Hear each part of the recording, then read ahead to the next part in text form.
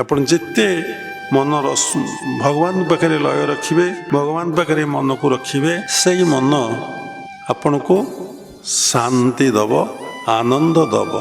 କେମିତି ନା ମନ ଯେତେବେଳେ ସବୁଠାରୁ ୱିଡ୍ର ହେବ, ମାନେ ପ୍ରତ୍ୟାହାର ହେବ। ଯେପର୍ଯ୍ୟନ୍ତ ମନ ଆପଣଙ୍କର ପ୍ରତ୍ୟାହାର ନ ହେଇଛି, ମନ ନିବୃତ୍ତି ନ ହେଇଛି, ଆପଣଙ୍କୁ ଆନନ୍ଦ ସୃଷ୍ଟି ହେଇପାରିବ ନାହିଁ।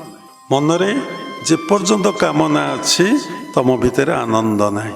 କାମନା ସୁଖ ଦିଏ, କାମନା ଦୁଃଖ ଦିଏ। ସେଥିଲାଗି ବୁଦ୍ଧଦେବ କହିଲେ କାମନାର ବିନାଶରେ ଦୁଃଖର ବିନାଶ। କାମନା ସୁଖ ଦିଏ। କେମିତି?